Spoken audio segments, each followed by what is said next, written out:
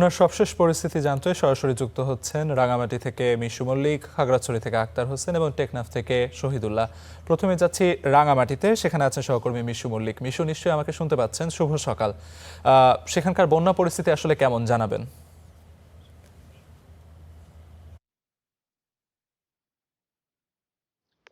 আলিফ, আসলে রাঙামাটির দুটো উপজেলা বা রাঙামাটির সবচেয়ে বড় যে উপজেলা, বাংলাদেশের সবচেয়ে বড় যে উপজেলা বাঘাইছড়ি এবং বিলাইছড়ি, এই দুটো উপজেলা আসলে বন্যা কবলিত হয়েছিল। এখন গতকাল এবং গত পরশু আসলে বৃষ্টিপাতের পরিমাণ কিছুটা কমে আসায় এই দুটো উপজেলায় বন্যা পরিস্থিতির কিছুটা উন্নতি হয়েছিল।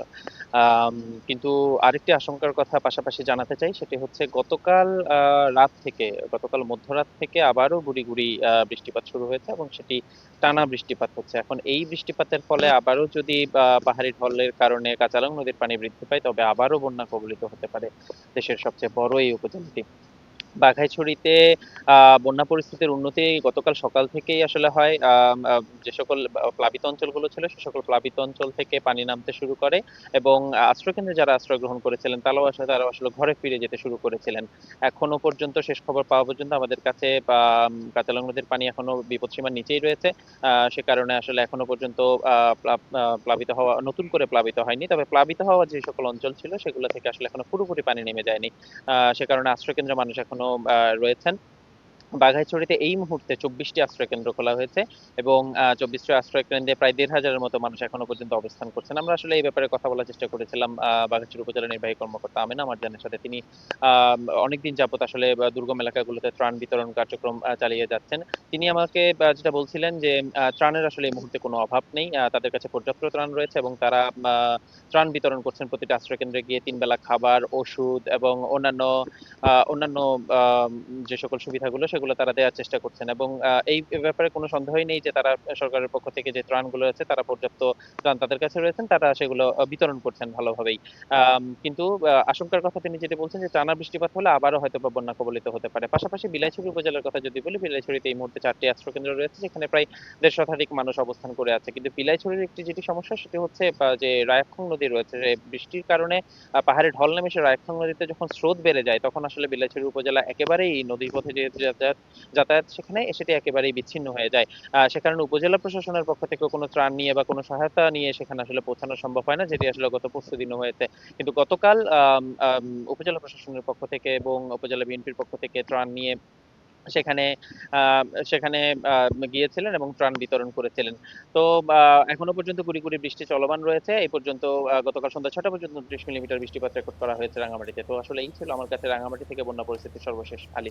মিশু, আপনাকে অসংখ্য ধন্যবাদ। দর্শক, শুনছিলাম রাঙামাটির খবর। এ পর্যায়ে যেতে চাই খাগড়াছড়িতে, সেখানে আছেন সহকর্মী আক্তার হোসেন। আক্তার, খাগড়াছড়িতে কি অবস্থা? গত রাতে যেমনটি জানতে পেরেছি, পানি কিছুটা কমতে শুরু করেছে, আবার রাত থেকে বৃষ্টিপাত শুরু হয়েছে। তো সবকিছু মিলিয়ে আসলে এখন পরিস্থিতি কেমন?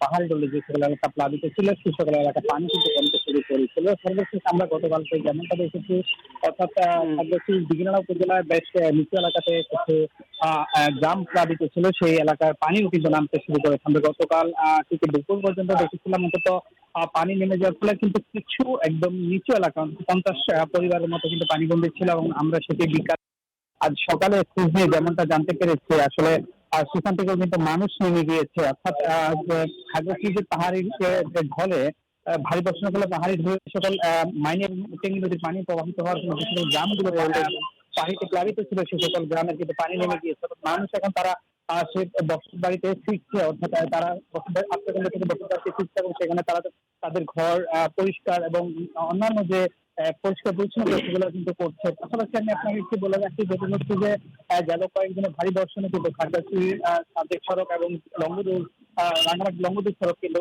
সড়ক যোগাযোগ বন্ধ ছিল। তবে গত 2 দিন যাবত কিন্তু সেই সড়কে গাড়ি চলাচল শুরু হয়েছে। খাগড়াছড়ির সার্বিক পরিস্থিতি মিলিয়ে সব মিলিয়ে বেশ উন্নতি হচ্ছে, মানুষের জীবনে একটি স্বস্তি এসেছে। তবে আমরা দেখছি গতকালকে মধ্যরাত থেকে গুড়ি গুড়ি বৃষ্টি হচ্ছে এবং সেটা এখন পর্যন্ত অব্যাহত রয়েছে। তবে আশঙ্কা করা যাচ্ছে যে যদি ভারী কোনো বর্ষণ হয়ে থাকে, তাহলে হয়তো আবারও প্লাবিত হওয়ার একটা সংখ্যা থেকে যায়। তবে সব মিলিয়ে এখন খাগড়াছড়ির পরিস্থিতি খুবই ভালো, আমরা এমনটাই দেখছি। আলিফ।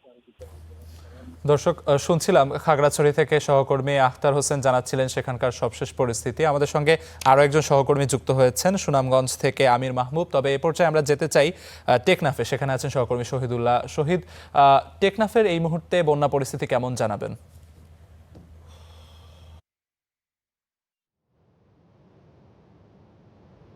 গত টানা কয়েকদিন বৃষ্টিপাত হলেও এখনো একটু বৃষ্টি কমে গেছে, তবে আকাশ মেঘাচ্ছন্ন রয়েছে। আমরা যে শাহপদ্বীপ এলাকাটি রয়েছে টেকনাফের যে একদম 0 পয়েন্ট, সেখানে এসেছি। আমরা দেখেছি যে তারা এখনো পর্যন্ত প্রায় শতাধিক ঘরবাড়ি পানিবন্দী রয়েছে। আমরা যে এলাকাতে রয়েছে সেখানে হচ্ছে টেকনাফ শাহপদ্বীপ জালিয়াপাড়া এলাকা। এখনো পর্যন্ত আমরা সেই এলাকাতে পানিবন্দী মানুষগুলোকে দেখতে পেয়েছি। তারা বলছেন যে এখনো পর্যন্ত তারা সরকারিভাবে কোনো ত্রাণ সহায়তা পায়নি। তবে কয়েকদিন আগে টেকনাফ টেকনাফ উখিয়া টেকনাফের যিনি এমপি রয়েছেন তিনি শাহাদুল চৌধুরী, তিনি এখানে প্রায় 500 পরিবারকে ত্রাণ সহায়তা দিয়েছেন।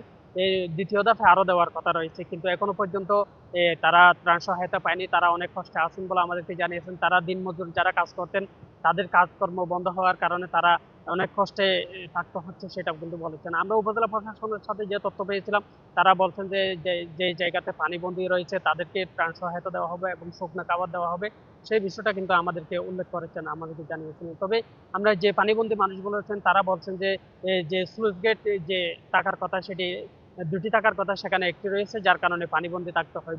ভারী বৃষ্টি হলে এবং ঘূর্ণিঝড় বা কোনো জলোচ্ছ্বাস হলে তারা প্রতি বছরে এই ভোগান্তির মধ্যে পড়তে হয়। তাদের আমরা যারা পানিবন্দী রয়েছে তাদের সাথে একটু কথা বলবো। কতদিন ধরে আপনারা পানি দেওয়া এই 6-7 দিন পর্যন্ত হয়েছে আর কি। এখানে সুইচ গেট, ওইখান থেকে পানি টানতে পারে, করতে পারেনি, চুলায় আগুন জ্বলে না, সেরকম করে সবগুলো ডুবিয়ে ছিল। 6-7 দিন পর্যন্ত বৃষ্টি হয়েছিল, 10-12 দিন পর্যন্ত একটা নজর দিয়েছিল। তো সেখানে এখানে বাড়িঘর সবগুলো ডুবিয়ে ছিল, আর একটু একটু কমে গেছিল আর কি। ও পানি এখানে সাগরের নয়, সুইচ গেট একটু কম নামি বাড়ি, এখানে রাস্তাঘাট সুইচ গেট আনবে ক্লিয়ার নাই, এরকম। তারা বলছেন যে পানি সঠিকভাবে যেতে না পারার কারণে তারা প্রতি বছরে পানিবন্দী হয়ে পড়ছেন, যার কারণে তারা এই কষ্টে দিন যাপন করতে হচ্ছে বলে আমাদেরকে জানিয়েছেন। এই ছিল আমার কাছে টেকনাফ থেকে সবশেষ। দর্শক, শুনছিলাম টেকনাফ থেকে শহীদুল্লাহ জানাচ্ছিলেন সেখানকার সবশেষ পরিস্থিতি। এ পর্যায়ে যেতে চাই সুনামগঞ্জে, সেখানে আছেন সহকর্মী আমির মাহবুব। আমির, সুনামগঞ্জে পানির কি অবস্থা, বাড়তে শুরু করেছে কিনা, এবং সেখানে যারা পানিবন্দী মানুষ রয়েছেন তাদের আসলে রক্ষা করতে কিংবা তাদেরকে আশ্রয় কেন্দ্রে কি কি ব্যবস্থা নেওয়া হচ্ছে জানাবেন। দেখুন যে আসলে সুনামগঞ্জে টানা কয়দিন ধরে কিন্তু বৃষ্টিপাত হচ্ছে, এবং এই বৃষ্টিপাতের ফলে সুনামগঞ্জের যে নিম্নাঞ্চল আছে সেগুলো প্লাবিত হওয়ার সংখ্যা দেখা দিয়েছে। তবে পানি উন্নয়ন বোর্ড যেটি বলছে যে এখন পর্যন্ত পানি বিপদসীমার কিছুটা নিচে আছে, যদিও সকাল 9টায় ওনারা আনুষ্ঠানিক আপডেট দেবে। গতকালকে পর্যন্ত পানি উন্নয়ন বোর্ডের যে তথ্য ছিল, সুরমা নদীর পানি বিপদসীমার 32 সেন্টিমিটার নিচ দিয়ে প্রবাহিত হচ্ছিল। একই সাথে ছাতক উপজেলার যে সুরমা নদীর যে পয়েন্ট রয়েছে ছাতকে, সেখানে বিপদসীমার 2 সেন্টিমিটার উপর দিয়ে পানি প্রবাহিত হচ্ছিল। অপরদিকে কুশিয়ারা নদীর পানি বিপদসীমার 14 সেন্টিমিটার উপর দিয়ে প্রবাহিত হচ্ছে। তবে বন্যা অর্থে যেটি বলা হয়, এখন পর্যন্ত সেরকম পরিস্থিতি তৈরি হয়নি। তবে প্রশাসনের পক্ষ থেকে 1311টি আশ্রয় কেন্দ্র প্রস্তুত রাখা হয়েছে। একই সাথে উপজেলা নির্বাহী কর্মকর্তা, প্রকল্প বাস্তবায়ন কর্মকর্তা যারা আছে তাদের প্রতি নির্দেশনা দেওয়া হয়েছে যে কোনো এলাকায় বন্যা দুর্গত পরিস্থিতি তৈরি হলে যেন তাৎক্ষণিক তাদেরকে সহায়তা এবং উদ্ধার অভিযান চালাতে পারে, সেজন্য নির্দেশনা দেওয়া হয়েছে। আপনাকে যদি একটু বলি যে দেখুন, টানা বৃষ্টি একই সাথে পাহাড়ি ঢলের কারণে সুনামগঞ্জের সবগুলো নদ নদীর পানি ক্রমাগত বৃদ্ধি পাচ্ছে। এই বৃদ্ধির ফলেই কিন্তু সুনামগঞ্জে নিম্নাঞ্চল প্লাবিত হওয়ার সংখ্যা দেখা দিয়েছে।